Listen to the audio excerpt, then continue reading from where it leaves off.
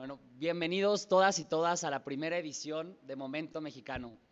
En verdad, para todos nosotros es un gusto que todo el mundo esté aquí y le damos aquí la más calurosa bienvenida al diputado Santiago Krill, vicepresidente de la mesa directiva de la Cámara de Diputados. Bienvenido, diputado.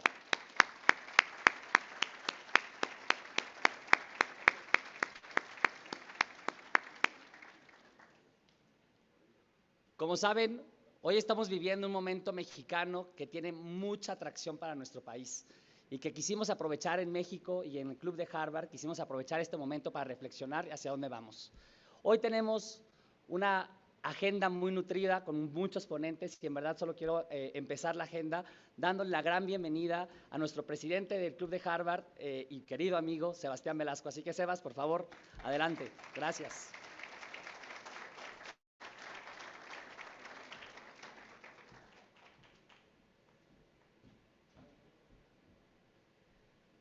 Buenas tardes, ¿cómo están todos?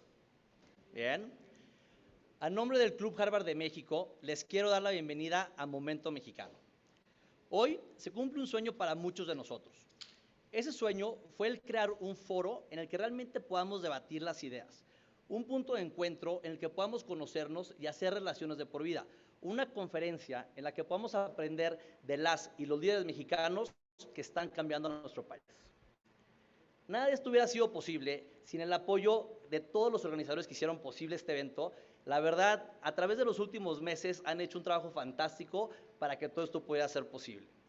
Asimismo, esta conferencia será posible con los panelistas que van a compartir toda su experiencia con nosotros, incluido aquí el diputado Santiago Krill, a quien agradezco por su invitación y por habernos acompañado, y también a todos nuestros patrocinadores. Sin el apoyo de ellos y sus contribuciones, no hubiéramos podido ofrecerles esta conferencia en un lugar que la verdad nos gustó muchísimo y a un precio que fuera accesible. Quiero agradecerles a McKinsey & Company, a Toro Urbana, a GFA, a LAL, Bering Advisory, Fundación Coppel, Grupo Modelo, Huawei, EXL y Dell Technologies. Pero más que nada, no habría Momento Mexicano sin todos ustedes. No les puedo explicar el gusto que nos da y el orgullo que nos da que hayan confiado en nosotros para acompañarnos en esta primera versión de nuestra conferencia. Yo estoy seguro que va a ser la primera de muchas, pero todas esas van a ser posibles ya que ustedes, que son el grupo inaugural, nos han acompañado el día de hoy. Asimismo, el hecho que estén dedicando tiempo de sus fines de semana es algo que nos genera una gran responsabilidad y yo les aseguro que vamos a hacer todo lo que esté en nuestras manos para que tengan el mejor evento posible. Para finalizar, yo los invito a que tengan una experiencia única este fin de semana, que se conozcan, que hagan todas las preguntas que tengan y que nos compartan sus propuestas. También yo los invito a que sigan soñando en que podemos tener un mejor México, un México que mire hacia el futuro y que cuide de su gente, un México que sea más innovador, más equitativo, más unido, un México del que todos podamos estar muy orgullosos. Sí se puede, claro que se puede, y yo estoy seguro que juntos vamos a lograr ese nuevo momento mexicano. Muchísimas gracias.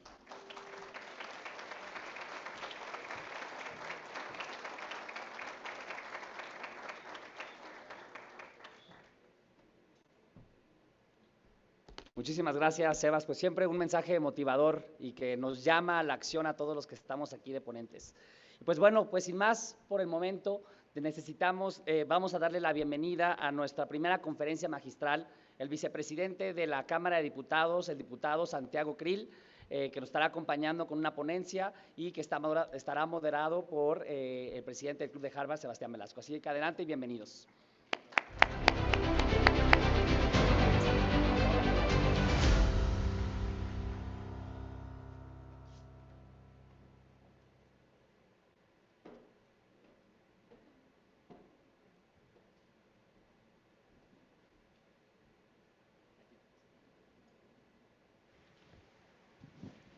Diputado Santiago Krill Miranda, vicepresidente de la Cámara de Diputados, y yo diría que un gran amigo ya del Club Harvard de México, bienvenido. ¿Cómo te va hoy? Muy bien.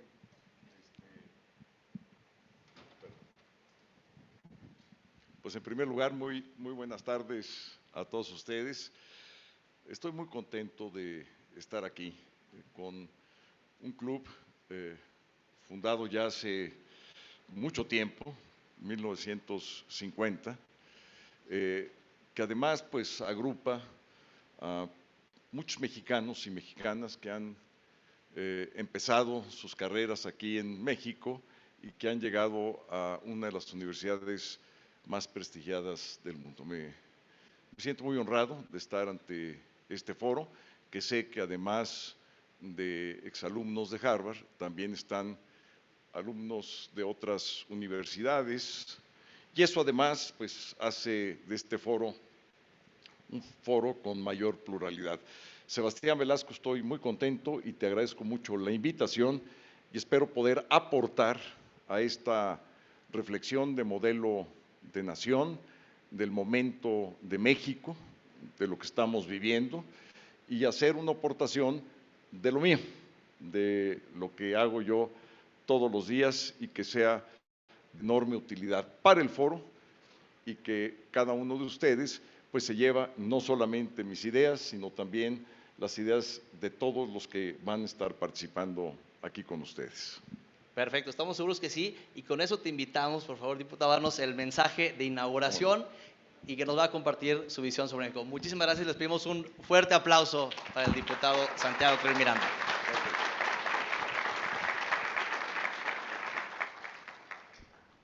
Pues nuevamente, muchas gracias por esta invitación. Siempre es bueno hacer un alto en el camino, dejar la inmediatez a un lado y reflexionar en las preguntas, en los temas con mayor profundidad, con expertos, con conocedores que puedan ir aportando, porque es la mejor manera de ir cincelando las ideas. Lo más importante son las ideas. Eso es lo que realmente importa para cualquier tipo de actividad. Y no hay mejor manera que hacer un proceso de reflexión y este alto en el camino. Y además veo que van a abordar pues prácticamente todos los temas de políticas públicas que son necesarias y particularmente en el momento que está viviendo nuestro país. Tienen temas de salud pública, vaya que son necesarios en esta coyuntura, además con la pandemia que estamos viviendo. Temas de seguridad y justicia, pues es otro de los grandes temas, la violencia, comentaré algo de ello durante mi ponencia. Por supuesto, el tema de la economía, no solamente los estragos de la pandemia, sino también, infortunadamente, decisiones equivocadas que han impedido que nuestra economía tenga un nivel de crecimiento positivo. Educación, yo creo que es la política pública fundamental para el momento mexicano. ¿Por qué lo digo? Porque es lo que iguala a los desiguales. Es la mejor política pública que genera una igualdad de oportunidades. Ustedes mismos en sus propias carreras se darán cuenta que su proceso educativo fue un proceso también de liberación, un proceso de ejercicios de sus propias libertades. Y es por eso que desde hace 1 o 2 milenios, una frase era clave para entender, digamos, cómo se conecta el mundo de las libertades y el mundo de las ciencias o de la verdad.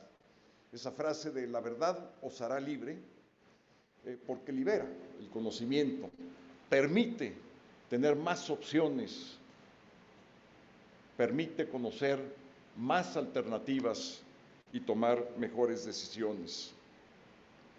El medio ambiente, algo fundamental.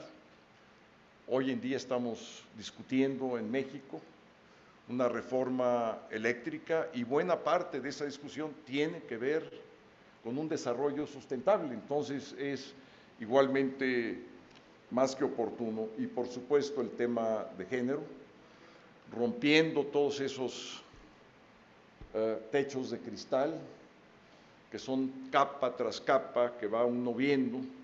Ahora afortunadamente en la Cámara de Diputados tenemos por vez primera una Cámara paritaria, 50% mujeres, 50% hombres, y eso le da un ambiente totalmente distinto a los congresos en los cuales yo he participado en el pasado.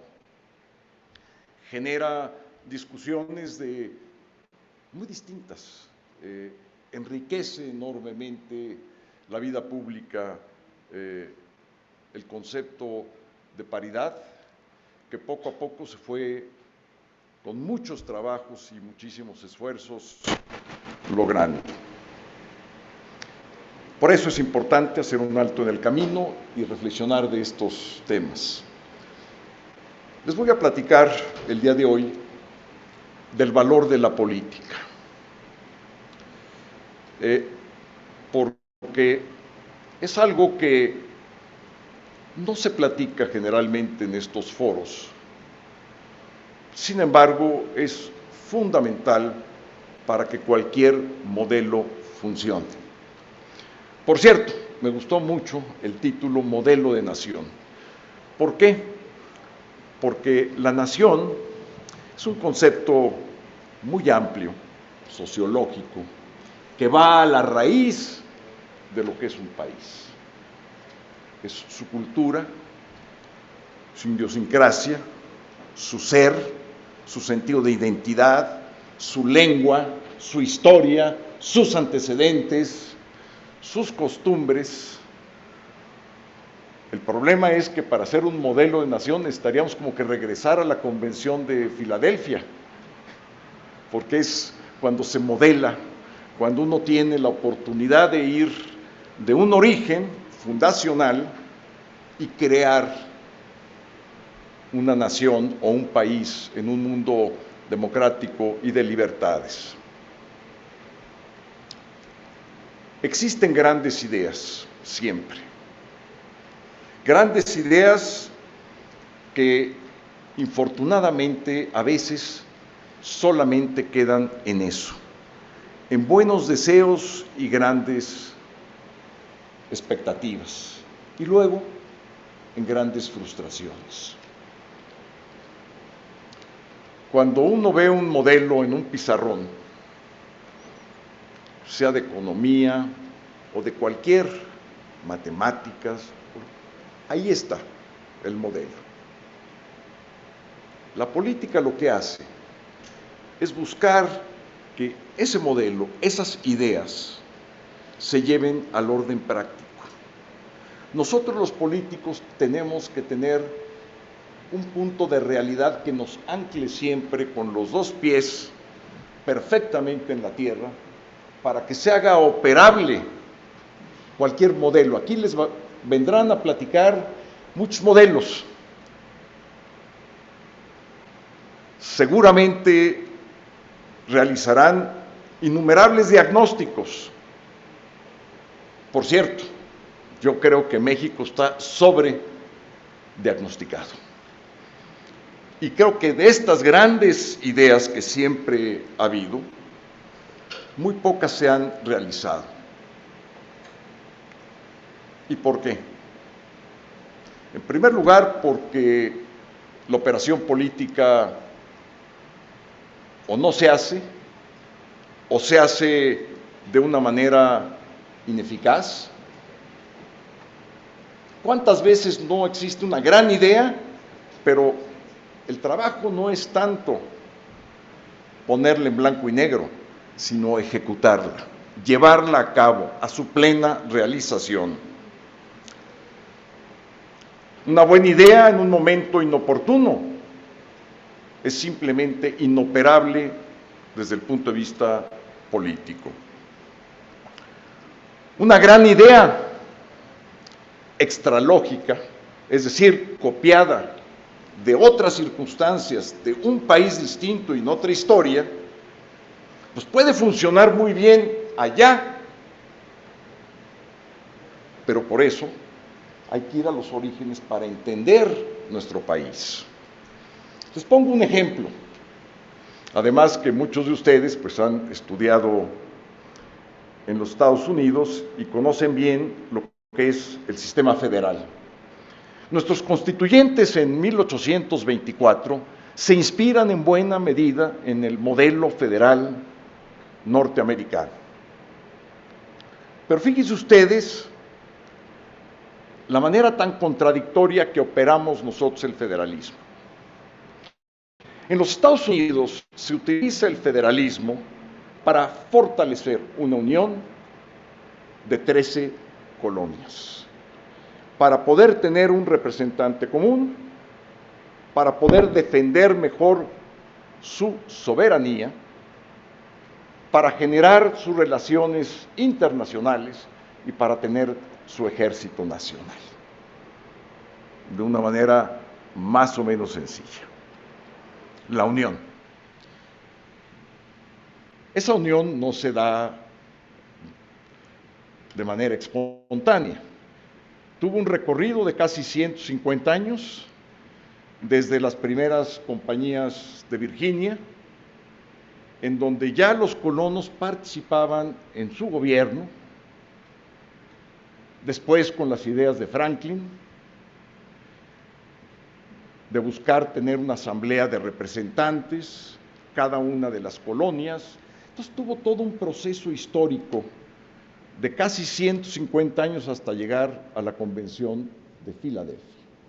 Nosotros, en cambio, México, y este es el tema, México, veníamos no de ese proceso, veníamos de ser una colonia unida en un virreinato por 300 años, 3 siglos.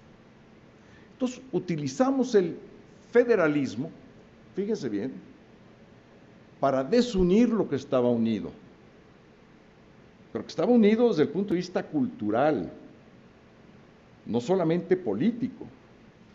Vean ustedes el peso que tiene la Ciudad de México y el centralismo. Hubo un debate, por supuesto, de nuestra república entre la República Federal y la República Central o centralista.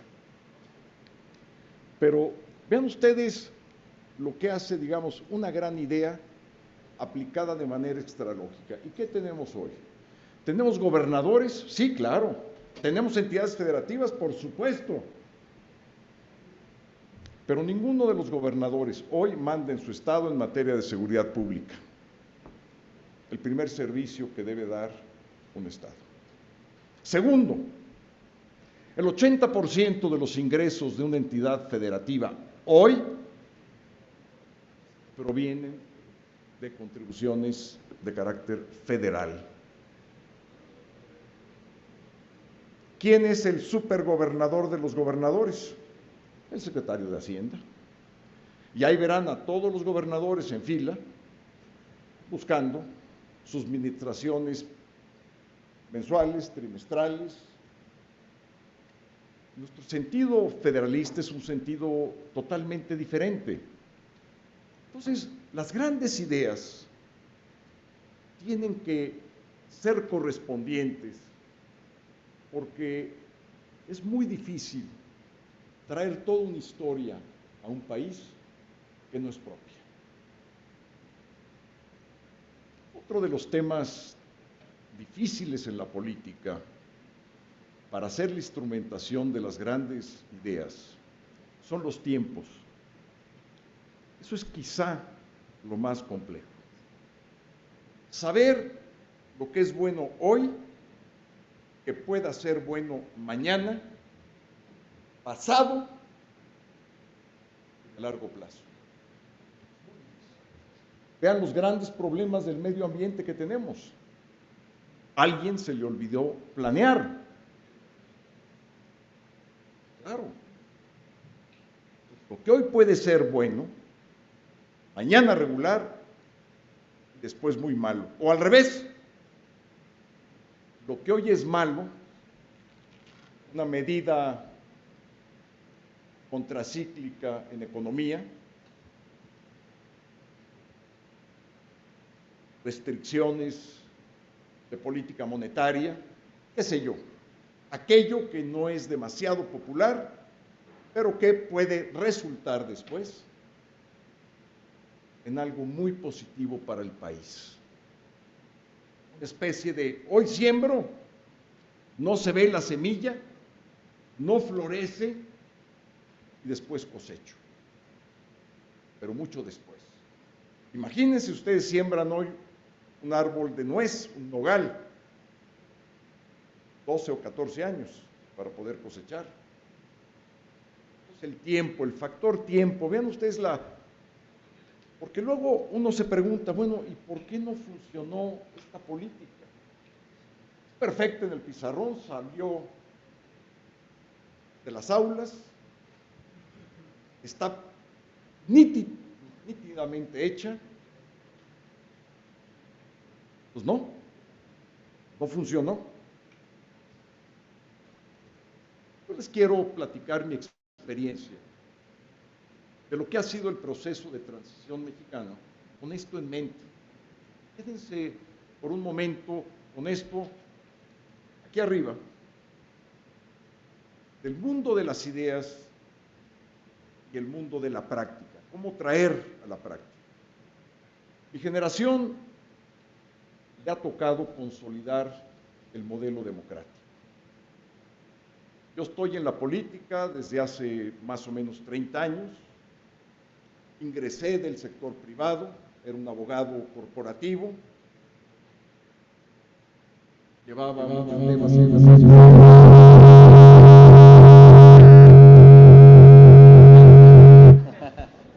A mí ya tampoco me gustó.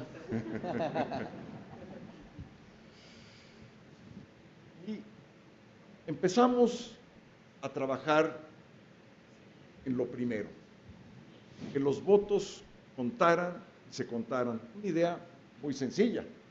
No hay democracia si no hay elecciones, no hay democracia si no se puede elegir dentro de distintas alternativas para ver quién va a ser gobernante, tan sencillo como eso. Ya, no, pues es una gran idea, que los votos contaran y se contaran bien, no más, pero tampoco menos. Buena parte del siglo XIX mexicano vivió de fraudes electorales y buena parte del siglo XX. Esa es nuestra historia. La segunda elección que tuvimos en el México independiente, compitió Vicente Guerrero y Gómez Pedraza, general Gómez Pedraza. Primer fraude electoral que acabó en un conflicto postelectoral que se quemó el Parián, donde hoy está la Suprema Corte de Justicia de la Nación. Había una especie de mercado y en el conflicto postelectoral se incendia. ¿Quién creen que estaba atrás del fraude? Apenas empezaba a surgir su nombre, Antonio López de Santa Anna. Zavala y buena parte de los integrantes de la logia yorquina, que no querían a Gómez Pedraza. Y luego vean ustedes toda la época de Juárez, las distintas reelecciones. Se levanta Díaz en el plan de la Noria con el lema, sufragio efectivo. Luego viene Díaz, se reelige por 30 años, y viene Madero e inicia la revolución, sufragio efectivo, no reelección. Después de nuestra Constitución del 17, partido hegemónico, 70 años. Entonces el tema era serio. Aquí los votos nunca habían contado. Somos una democracia muy joven. 70 años con un partido hegemónico. Entonces nuestra idea originaria era que los votos contaran y se contaran. Empezamos a trabajar en una reforma que fue la reforma de 1996, en una mesa, en un seminario que le llamamos el Seminario del Castillo de Chapultepec, y en esa mesa estaban todos los politólogos que ustedes conocen, que hoy son más o menos de mi edad, ya con el cabello un poco blanco o más blanco, o menos cabello, también. Con los 3 presidentes de los principales partidos, del PRI, del PAN, del PRD, estaba Porfirio Muñoz Ledo, del PRD, del PAN Carlos Castillo Peraza y del PRI Santiago Oñate Laborde. Un año. Y hagan de cuenta que estamos en la mesa, éramos unos 30 o 35, trabajamos durante un año para modelar nuestro sistema electoral que hoy rige. Y yo digo que rige bien, aunque el presidente tenga otros datos. Y llegaban los pliegos petitorios, querían hacer una nueva nación. Y nosotros con mucha disciplina decíamos, no, que los votos cuenten y se cuenten. Oye, pero el sistema presidencial, vamos a flexibilizarlo, vamos a cambiar esto, vamos a cambiar lo otro. Oye, que el federalismo no está funcionando. Oye, que hay un presidencialismo exacerbado. Que los votos cuenten y se cuenten bien. Punto. Nos ceñimos a eso. Se opera la reforma de 1996. ¿Por qué? Por la sencillez y por la simpleza. 3 cosas eran importantes para nosotros. Primero, contar con un árbitro independiente, fuera del control del gobierno. Segundo, con un tribunal que fuera la última palabra en un conflicto electoral, que habíamos tenido muchos. Y tercero, que las condiciones de competencia fueran de piso parejo, más o menos equitativas. Entonces eso lo pudimos traducir y lo traducimos relativamente bien. Pero no nos dimos cuenta de 2 cosas. Y fíjense cómo esto de corto plazo y el largo plazo afecta. Hicimos un sistema para tener una enorme pluralidad. Y entonces nuestro sistema, que es un sistema electoral mixto, de representación proporcional y de mayoría relativa, no me voy a meter, no se preocupen, no me voy a meter en Honduras para explicar ahorita el sistema electoral, pero es un sistema que fragmenta mucho la representación. Hoy tenemos 7 partidos, hemos tenido hasta 9 partidos nacionales, entonces la fragmenta. Nadie se dio cuenta, eso no estaba en la discusión, se nos pasó por alto. Y segundo, hicimos una fórmula de sobrerepresentación que tampoco en ese momento realmente nos importaba. Y vean ustedes cómo estos 2 factores han sido predeterminantes en el manejo político del país. La fragmentación y la sobrerepresentación.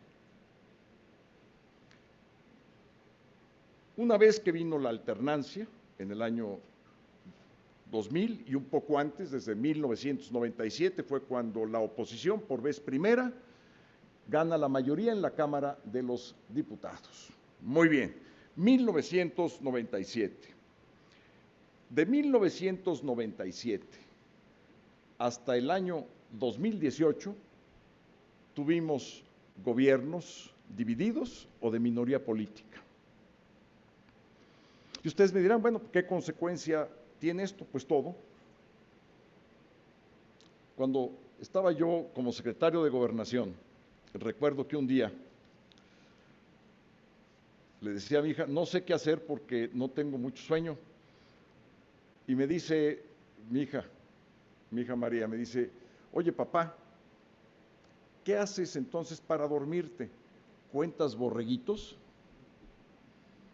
Y le dije, no, todo el día, en la noche y en mis sueños, hasta cuando estaba yo en la regadera, ¿saben lo que contaba? Votos para pasar el presupuesto, votos para pasar tal o cual pieza legislativa, teníamos el 30%, tenía que ir cuando menos por un 20% con mis adversarios políticos a negociar. Todos los presupuestos afortunadamente salieron bien.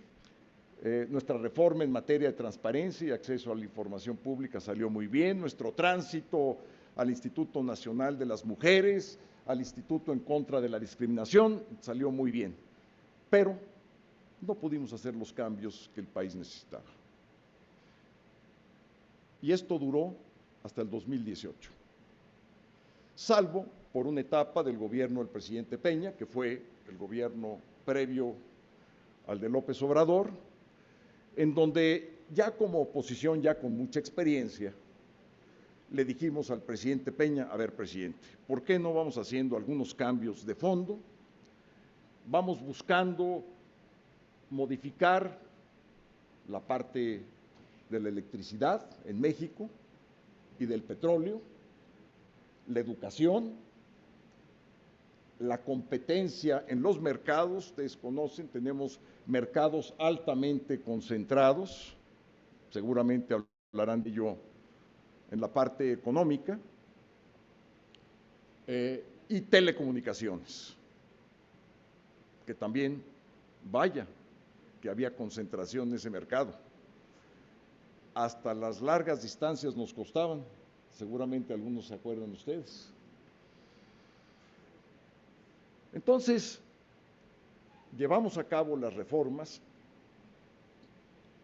que eran, bueno, la reforma del 2013, que es la que estamos defendiendo. Ahorita llego a la reforma eléctrica y con esto va a terminar, tampoco me voy a quedar más tiempo.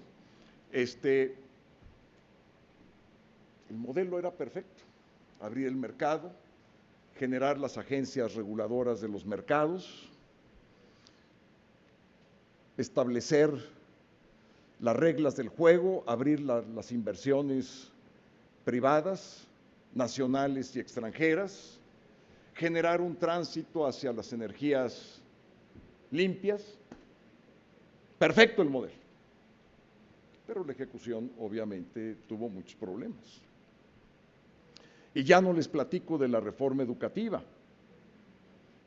que uno de los temas torales era evaluar el sistema educativo, dentro de los cuales evaluar a los maestros. Seguramente aquí Marianela Servitje o alguna de los panelistas les va a platicar, pero pues esto no se consensó con los sindicatos.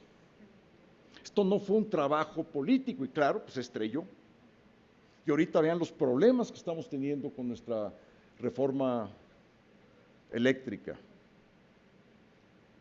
La de competencia funcionó, más o menos, y telecomunicaciones abrió unos mercados, pero falta mucho, muchísimo que hacer en esto.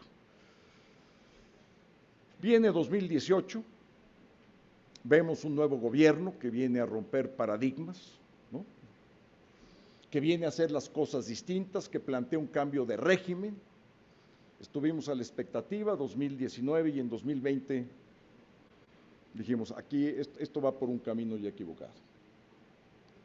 Ya sin aeropuerto, frenando ya las grandes inversiones del país, cancelando muchas de las instituciones que estaban funcionando y que nos había costado mucho trabajo diseñarlas y echarlas a andar. Seguro Popular, aquí va a estar Julio Frenk, que les platique del Seguro Popular, que les platique en materia de salud lo que representó para quienes no estaban afiliados al Instituto Mexicano del Seguro Social y al ISSSTE, lo que representó el Seguro Popular, que tenía problemas, claro. Pues en ese cambio del Seguro Popular al INSABI, dejaron 14 millones de beneficiarios fuera del sistema de salud. Y no hablo ya de la distribución de medicamentos, que ustedes conocen, los que están aquí igual que yo, que padecemos los problemas de esa distribución. Le encargaron a Naciones Unidas, a una instancia que ni siquiera estaba adaptada para ello. Absurdo. Y se seguían tomando las decisiones. Estancias infantiles, que había sido un programa exitosísimo, la suprimen. Era mejor darle dinero a los abuelitos para que cuidaran a los nietecitos. Esa fue la conferencia mañanera. Refugio para las mujeres maltratadas, cancelamos el programa. y empezamos a ver ya una serie de decisiones totalmente equívocas que nos han producido esta crisis. Seguridad, hoy, 107,000 homicidios violentos en lo que va del sexenio. Es una guerra. Es una guerra. Llevamos 8 periodistas en este año. Son saldos. Pues esto en el 2020 nos sentamos a platicar 3 partidos, el PAN, el PRI, el PRD, y a tratar de innovar, a tratar de repensar, como se dice a veces, fuera de la caja. ¿Cómo ando de tiempo? Bueno, bien. ¿Seguro? Es que nos avisaran también aquí cómo estamos de tiempo. ¿Cuánto tiempo tengo más? Es que a los políticos tenemos muchos defectos, muchísimos, más que ustedes. Y uno de ellos es que los tiempos, cuando estamos en el micrófono, se nos van. Entonces, alguien dígame más o menos cuánto tiempo tenemos. Media hora, perfecto. Ok, bueno, ya Para las preguntas. voy a dejar ahorita entonces ya para cerrar y las preguntas. Y dijimos, pues no nos va a quedar otra más que hacer una coalición. Pero una auténtica coalición. Y empezamos a cincelar desde el año 20 la coalición que hicimos en el 21.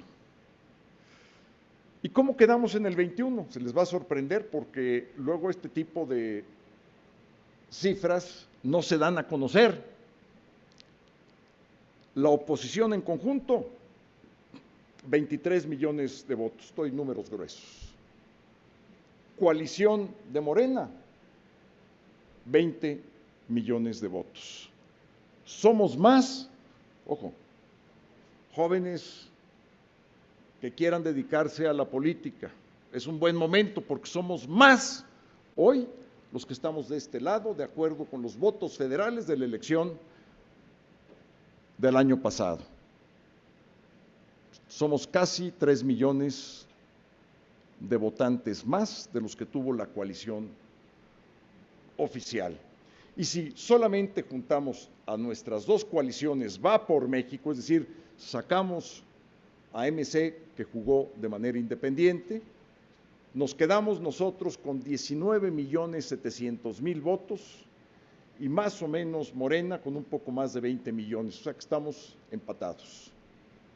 En las elecciones locales de ese año, del año pasado, sacamos las dos coaliciones, la oficial y Va por México, un poco más de 12 millones de votos, estamos empatados en lo local, así ellos hayan ganado un mayor número de gobernaturas.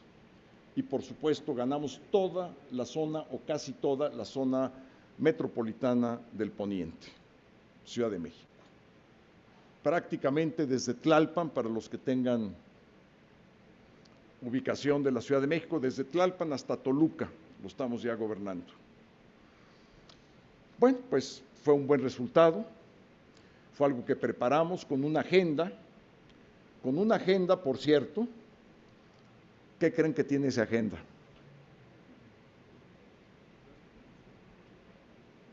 Votar en contra de la reforma eléctrica, firmada por los 3 presidentes de los partidos, porque ya estaba la amenaza. Votar en contra la militarización del país, bajo cualquier forma o aspecto, y votar en contra cualquier invasión al INE que pudiese afectar su autonomía y su independencia, entre otros muchos puntos. Tenemos puntos no solamente de contención, sino puntos positivos, pero solamente estoy mencionando ellos para ya abreviar. Entonces innovamos, nos juntamos 2 partidos históricos que hemos sido adversarios políticos. Mi partido se funda en 1939 y desde entonces hemos venido combatiendo y compitiendo en contra del PRI. Nos juntamos. Supimos que era el momento y la circunstancia de generar una coalición de largo plazo. Vamos en coalición en este año en 4 gubernaturas de 6 y yo creo que es muy probable que ganemos las 4 que estamos en coalición. y vamos en coalición, por supuesto, en el 24. Hemos estudiado las coaliciones, aunque sabemos lo extralógico que puede ser estudiar una coalición como la de Angela Merkel, pero ella hizo una coalición en distintos momentos con los socialdemócratas, su partido es demócrata cristiano, y también con los verdes, los auténticos, esos sí son verdes, los de allá, los alemanes. Y también estudiamos mucho, tuve yo la oportunidad además de platicar con Patricio Aylwin en su momento y con Eduardo Frei, Michelle Bachelet en su coalición que hicieron de la concertación chilena. Pues es como vamos a enfrentar este reto, innovando, con una coalición política que busque cambiar el sentido y la dirección por la cual va México. Muchas gracias.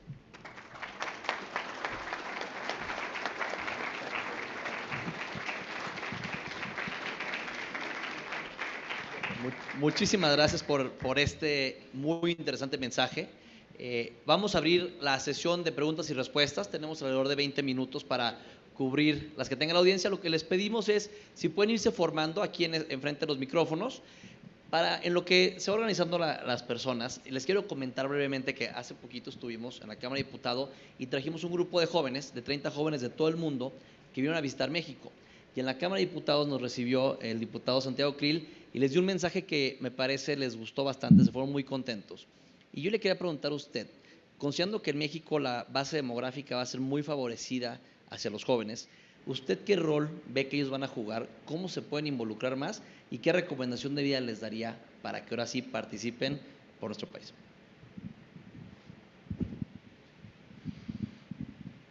Mira, empecemos por lo más lógico. Participen.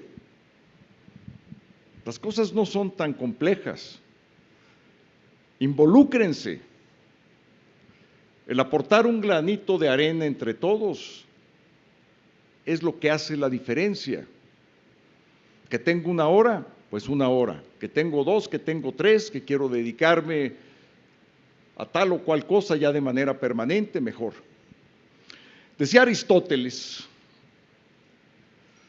en la antigua Grecia, al definir al ser humano, que el ser humano era un sun politikon, un animal político. Si alguien me dice que no es político, no me gustaría decirles con qué se queda. Gracias.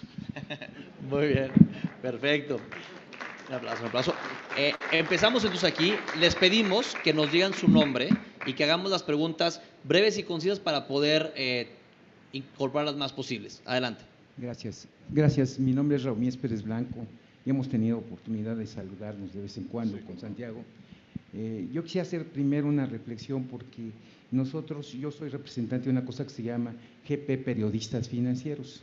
Hemos tenido algún acercamiento con el PAN, con el PRI y en especial con Madero nos hemos reunido 2 veces. En ambos casos siempre le dijimos a Madero que queríamos una transformación en el sector financiero y que pensábamos que era necesario impulsar en México el mercado extrabursátil de capitales. Creo que eso sería muy importante. Lo estuvimos cabildeando con el PRI. Perdón por interrumpir, tratemos de llegar a una pregunta, hay que ser muy breves para que tengamos a más gente, por favor. Bueno, nada más me tardo un minuto. El problema siempre ha sido que hemos tenido más dificultad con los panistas. La idea que tengo es, ¿qué opinas acerca de ese mercado extrabursátil que es un motor de crecimiento para México, para las pequeñas y medianas empresas? Gracias. A ver, me gustaría, digamos, tener un contexto mucho más amplio y creo que no nos da el tiempo para saber exactamente qué tipo de financiamiento, de dónde, cómo se va a estructurar, etcétera, etcétera, porque de otra manera, pues decir un financiamiento extrabursátil, pues para la pequeña y mediana industria, bueno, pues es un poco no decir nada. Lo que te digo, y con mucho gusto lo hago, es si tocas mi puerta allá en San Lázaro, con muchísimo gusto nos sentamos, me platicas la idea, de qué se trata, vemos si hay iniciativas o no hay iniciativas y el estudio, y encantado de la vida. Gracias. Muchas gracias. Felicidades. Gracias. Gracias. Muchas gracias, Edson Murguía. Creo que la pregunta es muy directa, diputado. The elephant in the room es, ¿pero la alianza sí va a funcionar? Digo, son 4 gobernaturas, luego viene el 24 y pues no queda claro cuál es la postura del PRI con la reforma eléctrica, ¿no? Entonces, y si sí funciona, pues ¿cómo se va a barajear? Ahora sí, entre la nomenclatura priista, entre los intereses del PAN y pues los que se vayan sumando, ¿no? Entonces, la pregunta es muy directa. Esa es la apuesta. La apuesta es que, por supuesto, funcione. Y además, te voy a decir una cosa, no tenemos otra, somos los que estamos. Nuestros partidos han sido extraordinariamente generosos. Sé que el sistema de partidos y los partidos, pues a lo mejor no son tan populares. Les voy a platicar un caso. Durango, tenemos elecciones en junio. Nosotros estamos gobernando Durango, pero vimos que el candidato del PRI tenía más posibilidades de triunfo. Le cedimos el lugar y es con quien estamos compitiendo, vamos 7 puntos arriba hoy en Durango. Y en Hidalgo, el PRI tuvo problemas para poder inscribir a su candidata, le inscribimos bajo nuestros colores, bajo el signo del PAN, se llama siglar, la siglamos panista, y está funcionando muy bien y va, digamos, en marcha. Estamos haciendo realmente innovaciones. Ustedes no saben, voy a hacer un paréntesis, no saben lo que me costó decidir darle la mano al PRI para hacer la alianza. O sea, no se imagina. Porque los combatí durante casi 30 años. Mi incursión en la política fue como observador electoral. Las primeras elecciones que observé fue Durango 95, Chihuahua 96, con el fraude patriótico, que fue lo que me determinó prácticamente perfilarme hacia la vida pública. Costaba mucho trabajo. Pero yo pensé, ¿qué no le ha de haber costado el mismo trabajo a Felipe González, español, viniendo prácticamente de la guerrilla, de la izquierda, darle la mano a quien fue el secretario del movimiento en España, Adolfo Suárez? O el trabajo que le ha de haber costado a Santiago Carrillo, presidente del Partido Comunista en España, jurar la Constitución monárquica española. Hay momentos que uno tiene que idear y por eso las ideas son fundamentales.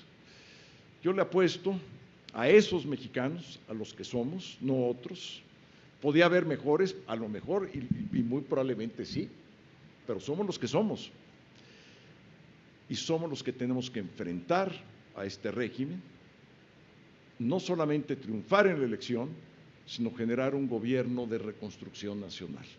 Esa es nuestra tarea, es lo que nos tocó en la vida y es la misión que hoy tenemos. Muchas gracias. Muchas gracias. Gracias. Vamos a ir también turnando de este lado. Adelante su nombre y la pregunta concisa, por favor. Buenas tardes. Irving Salazar. La pregunta es, ¿qué opinión le da a la alianza PRI-PAN-PRD de no aprobarse el decreto de la reforma eléctrica en la Cámara de Diputados, que el partido en el poder pueda meter un amparo? No procedería, no hay recurso, digamos, de amparo contra una negativa de una reforma constitucional, no da para eso. Y yo espero que efectivamente sí podamos, como tú lo dices, frenar esa reforma eléctrica que va a ser muy dañina para el país. Muchas gracias. Ojalá. Aplauso, por favor. Gracias. Adelante. Buenas tardes, diputado. Dos preguntas rapidísimas. La oposición está dividida, como nos dice el régimen del presidente, o sea, de Morena. Y la segunda es que si las reformas estructurales pendientes, que son parte de digamos, de la visión económica y política de la oposición, ¿va a haber lugar en algún momento para seguir impulsándolas? A ver, dos respuestas. Una, yo creo que estamos dando muestras de unión. ¿Qué más muestras de ir en elecciones juntos, de votar prácticamente la misma agenda, los tres partidos, y de ya ir perfilando, digamos, una visión de mediano plazo con el 23, es el Estado de México y Coahuila, y luego viene la elección grande, la elección federal en el 24. Yo creo que, no quiero yo venir a polemizar con Morena, pero quienes están divididos son ellos, nosotros no. El presidente todas las mañanas polariza, divide, le pone adjetivos a cada uno de sus opositores, apodos. Entonces, digamos, la división viene del otro lado, no nuestra. Y lo segundo es una pregunta que no necesariamente la puedo yo responder con facilidad y te voy a decir por qué. Porque va a depender de cómo ganamos, de cuántos votos vamos a tener en el Congreso para seguir con las reformas estructurales, y la que a mí me parece más importante, sé que para muchos de ustedes no lo será, es la política. Nuestro sistema político ya dio de sí. Es como el sistema fiscal o el sistema de salud, ya dieron de sí, pues el político también. Entonces, yo espero que podamos tener los votos suficientes para seguir el proceso de cambio y transformación del país. Gracias. Gracias. Muchas gracias. Vamos de este lado. Ok, González. Santiago, está muy interesante esto de la coalición, sin embargo, ¿cómo pretenden ganar si no tienen o no han externado una oferta política? Si no vemos los mexicanos que haya un programa, un planteamiento, una propuesta de la llamada oposición. Mira, por dos motivos no hay un programa político para el 24, más que programa político, una plataforma de campaña todavía. ¿Por qué? Porque estamos en lo inmediato, estamos en el 22, necesitamos pasar la aduana del 23 y después venir el 24 ya, digamos, con una agenda y una plataforma muy hecha. Pero la oposición en este momento ahí está. Si no estuviéramos ahí, ¿hubiera habido cambios en la energía eléctrica o no? Ustedes díganme. ¿Quiénes hacemos la contención todos los días? Pues la oposición. Ahí estamos. Y estamos nivelando la cancha del juego en la medida que podemos. Hemos sido acosados con instrumentos inclusive del Estado. Vean ustedes a Ricardo Anaya. Absolutamente injusto lo que le está sucediendo.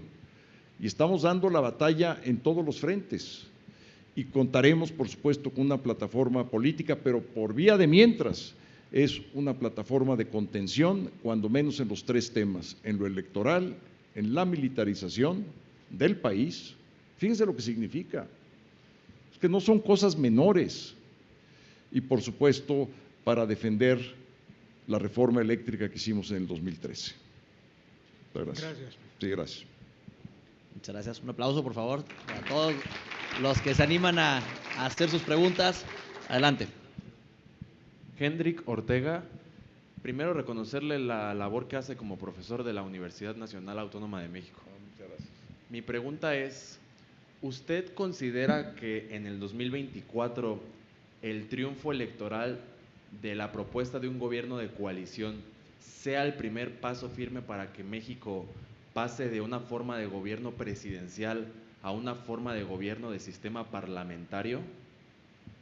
Mira, de hecho, si gana la coalición, se va a parlamentarizar el sistema en los hechos. ¿Por qué? porque vamos a tener, digamos, un gobierno o un cogobierno con el legislativo. ¿Por qué lo digo esto? Anticipando un poco las ideas. En el supuesto que un partido tenga su candidato y sea el candidato a la presidencia y es el que triunfe, el resto de los partidos tendrán sus espacios políticos fundamentalmente en el Congreso y va a ser una especie de cogobierno. Entonces, si hay un cogobierno de esa naturaleza, técnicamente estaríamos ya en un sistema semipresidencial o semiparlamentario sin hacer cambios. A mí, en lo personal, me gustaría que nuestro sistema presidencial se flexibilice al punto de poder llegar a tener, digamos, un sistema, si no parlamentario, lo más cerca que sea posible del parlamentario. Gracias. Bien, muchas gracias. Muy buena pregunta. ¿De este lado? Buenas tardes, Marco Espinosa. Bueno, dos preguntas. Principalmente me gustaría que nos explicara un poquito en las cuestiones de la reforma energética. ¿Cuáles son los puntos de desventaja que tiene la que están proponiendo? Y la segunda pregunta es, bueno, dado que fue compañero de gabinete de García Luna, ¿usted considera que fue persecución su caso? Empiezo por la segunda. No fui compañero de gabinete de García Luna, ¿eh?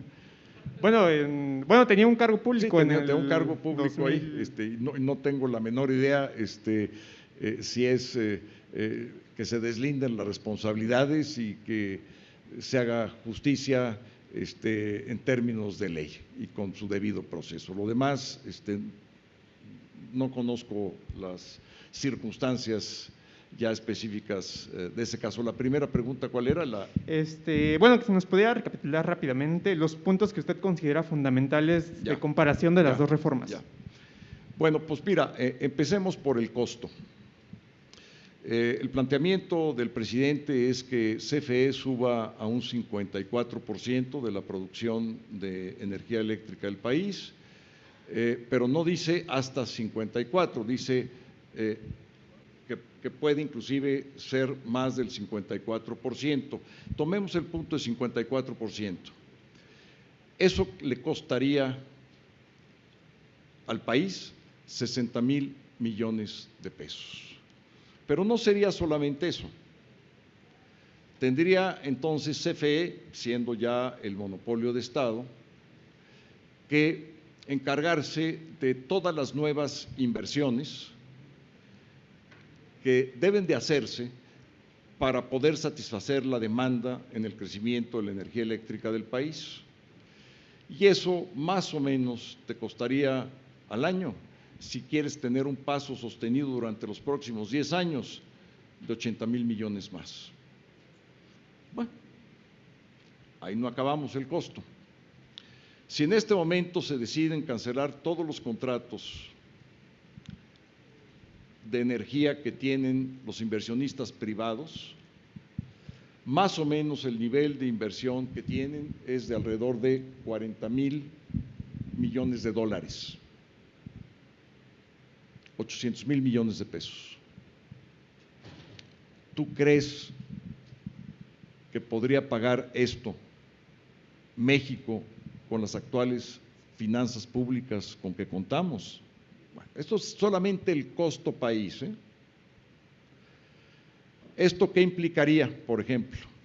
Implicaría transgresión al Tratado de Libre Comercio con Estados Unidos y Canadá. ¿Cómo impactaría esto al resto de nuestras exportaciones? Tendríamos problemas serios. El motor, lo que está manteniendo a México, su motor económico de hoy, pues es la planta industrial que exporta y las remesas. Medio ambiente. El combustóleo, le dicen la energía del diablo. Cuando tenemos contaminación aquí en el Valle de México, particularmente en la zona oriente, es por Tula. Tula está a 86 kilómetros de la Ciudad de México, la refinería de Tula en Hidalgo. Cuando hay viento, pues no hay de por medio montañas, entonces llega al Valle de México y es una contaminación todavía muy superior a la contaminación del transporte.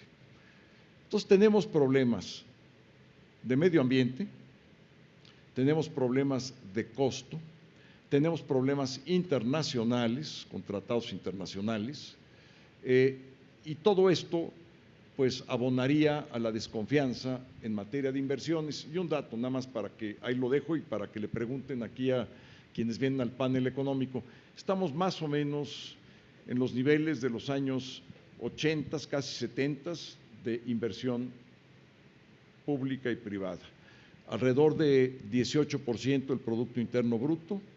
Eso nos da un déficit anual de más o menos 900,000 empleos, un poco más. Entonces, a gritos necesitamos las inversiones, a gritos. Subir cuando menos 1, 2 o 3 puntos del Producto Interno Bruto. Gracias. Gracias. Un aplauso, por favor. Vamos a cerrar, porque ya estamos corto de tiempo, con 2 preguntas aquí de este lado, si las podemos hacer seguidas. Y a los que faltaron, vamos a compartirles con el equipo del diputado Krill e inician en la siguiente ronda de preguntas y respuestas del siguiente panel. Adelante. ¿Qué tal, diputado Santiago Krill? Un gusto. Sí. Mi nombre es Eliud Pizarro. Quería preguntarle, con miras al 2024, ¿cómo se pondría de acuerdo la oposición? Imaginando que el candidato es Ricardo Anaya, que su discurso político del 2018 era sobre la corrupción del PRI y sobre la persecución de la Fiscalía del sexenio anterior, ¿le parecería congruente que cambie su discurso de unidad entre partidos o se le haría un poquito como chistoso ese discurso? Pues mire, no creo que sea chistoso, pero en eso puede ser que tenga razón. ¿La política es contradictoria? Sí lo es. Hay un libro magnífico, por cierto, de Jesús Silva Herzog Márquez, que se llama La Casa de la Contradicción, se lo recomiendo mucho, lo presenté en la FIL hace un par de meses. Tú imagínate para Adolfo Suárez lo que fue. Él fue secretario del Movimiento, un partido fascista, el partido de Franco. Franco gobernó pues con su partido durante todo su gobierno. Y él fue de los promotores de la apertura democrática, del registro del Partido Comunista con quienes se habían matado. Vete a Yalta, Roosevelt, Stalin y Churchill. Sí hay contradicciones, sí. No son las matemáticas, la política no lo son. Yo no puedo mentir en ello. Pero hay valores superiores. Y antes, o al menos así yo lo siento, antes de ser panista, soy mexicano. No me gusta ver lo que estoy observando en mi país. No me gusta ver los niveles de violencia, los territorios dominados por el narcotráfico. No me gusta. Yo tuve las riendas del país en política interior durante 5 años. Es una humillación. No me gusta ver los niveles de pobreza que tiene el país. Entonces, yo creo que hay valores de carácter superior y el interés común debe de prevalecer.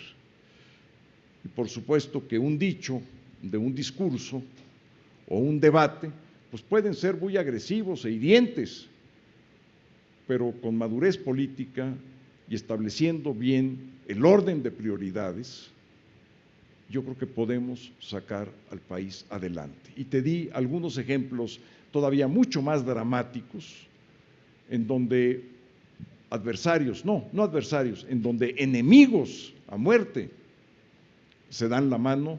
Yo no veo por qué, por México, como mexicanos, como padre de familia, como abuelo que soy, no me pueda dar la mano con un adversario político por lo que he luchado toda mi vida, que es mi país. Es mi respuesta. Gracias, Muchas diputado. Muchas gracias. Adelante. Perdóname. Buenas tardes, mucho gusto. Doris Gutiérrez. Y quiero aclarar que mi pregunta es a nivel personal. Pasé un tiempo laborando en la Cámara y me preocupa porque escucho tu discurso igual que el que escuché en la Cámara, ¿no? La gente piensa que, trabajaste en la Cámara, qué padre. Llevo 10 años trabajando en temas sociales, en el sector público en específico, y fue la experiencia más triste y frustrante que he vivido. No me siento orgullosa de lo que se hace en la Cámara, y creo que se sigue haciendo lo mismo. Y hablas de una coalición y de que ahora sí te atreviste a darle la mano a un adversario, y al PRI, que en un momento el PRI para ti fue lo mismo o peor que Morena, ¿no? Y la pregunta es, en los campeonatos de béisbol, de fútbol, son contrincantes hasta que alguien gana, y luego vas a un nacional y ya representas a México y te sumas y se entrenan y le suman al que le falla. Eso no ha pasado y sigue sin pasar en la Cámara, y para mí es preocupante ver que los legisladores y sus asesores juegan a un tema de votos y no de construcción de nación toda la legislatura, no cuando va a haber votos nada más. O sea, se pasan, para mí es muy preocupante, y la pregunta es, ¿en qué momento tú como presidente de la Cámara y cómo ves que se sume para construir ya que alguien ganó? O sea, ya no hay más que hacer en 6 años. ¿Por qué no ayudarle al que cojea de un pie y que si quiere darle la mano, soportarlo y ver que la prioridad no nada más sean los votos, sino que la prioridad también sea el bienestar de los mexicanos? Porque para nada es el privilegio, los recursos, los conocimientos que tienen un partido y otro entre sus asesores, entre las conexiones, y entonces toman decisiones y dicen, pues es que ni siquiera tienen argumentos, ni siquiera tienen la capacidad, nunca lo han hecho, es verdad, pero nadie les ayuda. En la misma Cámara no se parte de un piso parejo y son las personas que toman las decisiones por millones de mexicanos, es decir, por la mayoría. ¿Qué harías tú para que ahora sí, una vez que ganen o pierdan, se sumen y sí construyan en la Cámara? O ahorita que ya estás en la Cámara, ¿cómo sí construir más allá de qué vende y qué me suma votos? Gracias. Mira,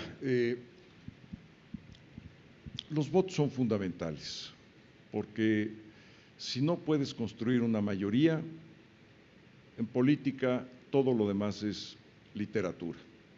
Es un buen deseo, es una gran idea que ahí se queda. Entonces, los votos son importantes en las elecciones, son importantes en la Cámara, pero tiene razón en cuanto a un proyecto, y es un poco la pregunta que me hizo aquí el señor. Un proyecto, claro que sí. Hay un proyecto de reconstrucción nacional. ¿Y qué significa reconstrucción nacional? Significa, en primer lugar, una agenda para eliminar los niveles de violencia que hoy tiene el país. Eso es un objetivo muy claro y concreto. ¿Cómo? Ciertamente no a través de las Fuerzas Armadas. Hay innumerables estudios que aquí les mencionarán. María Elena Morera creo que también viene aquí, pregúntenle a ella. En la medida que se despliega Fuerzas Armadas, en esa medida se incrementan los niveles de violencia que hay en el país. Entonces hay que regresar a los mandos civiles, a las policías municipales, estatales, y claro que hay todo un programa de reconstrucción en la economía. Un país que en medio de la crisis no quiso gastar ni siquiera un punto del Producto Interno Bruto para defender el empleo, la planta productiva del país, mientras que otros países invirtieron, iba a decir gastaron, pero la palabra correcta es invirtieron varios puntos de su Producto Interno Bruto, algunos llegaron hasta el 12 puntos del Producto Interno Bruto. Entonces, por supuesto que sí tenemos ideas, y por supuesto que esas ideas solamente pueden realizarse en la medida que tengamos votos. No sé cuál, digo, sí sé por lo que tú me has dicho, tu experiencia de la Cámara. Sí, una Cámara, así es en muchos sentidos, y más siendo oposición y más si no cuentas con los votos. Entonces, ¿qué hacemos? Ganamos el debate y perdemos las votaciones. Es prácticamente, estuvimos, y ya con esto termino, estuvimos discutiendo el presupuesto, fíjense ustedes, casi 4 días seguidos, tuvimos más de 400 intervenciones en tribuna. Partida por partida presupuestal, no pudimos modificar absolutamente nada. Nada. Traigo un dato en la cabeza ahorita, nada más para darles un ejemplo. Fiscalía que combate la violencia en contra de las mujeres, 14% menos en presupuesto, en la partida presupuestal.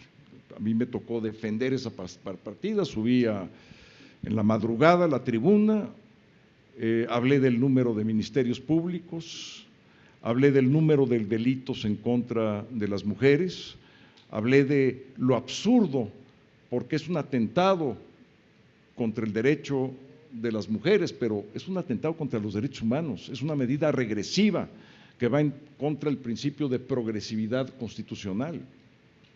¿Quién me hizo caso? De la mayoría, nadie. Así cancelaron el programa de escuelas de tiempo completo, ya hablarán aquí en la parte educativa, así nos cancelaron las estancias infantiles, así nos cancelaron todos los fondos, escúchenmelo bien por favor, todos los fondos para la seguridad pública en los municipios del país, todos, el Fortasec. Y ahí están nuestros debates. Tuvimos más de 2,000 reservas al presupuesto. Y cada reserva iba bien argumentada, técnicamente sustentada, y aprovechamos todo lo que pudimos para ganar el debate, aunque no tuviéramos los votos, porque los testimonios también en política son importantes, aunque queden en eso. Se ha hecho un trabajo, créanmelo ustedes, muy complejo. Ya no les digo lo que me pasó ayer, porque muchos de ustedes a lo mejor ya lo saben, pero es muy complejo estar en la Cámara. Es un honor, no, y lo digo porque así lo siento, es un honor y un privilegio presidir la Cámara, pero hay veces que, caray, es difícil, es difícil. Muchas gracias. Gran aplauso y gran aplauso para nuestro ponente magistral, diputado. Le tenemos un reconocimiento de parte del Club Harvard de México. Muchísimas gracias.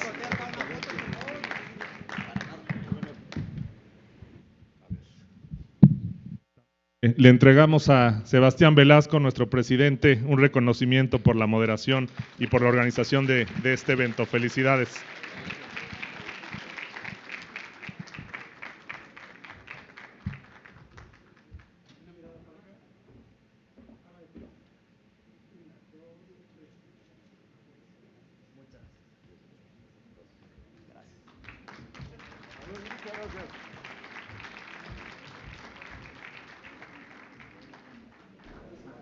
Muchas gracias, diputado, presidente de la Cámara. En verdad, un panel y una conferencia muy enriquecedora para todos.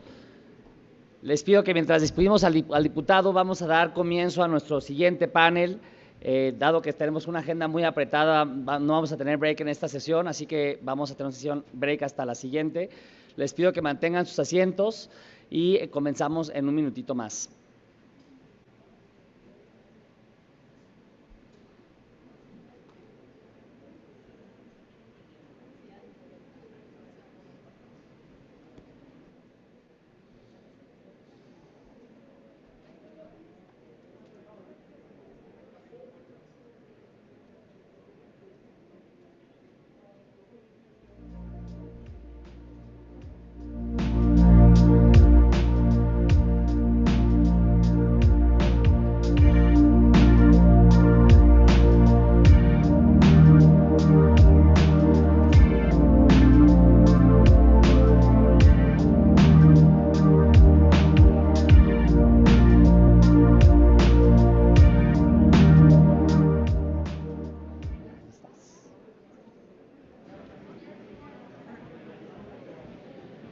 Bueno, estamos a punto de comenzar, les pedimos recuperar sus asientos de favor y para dar comienzo a nuestro siguiente panel, por favor.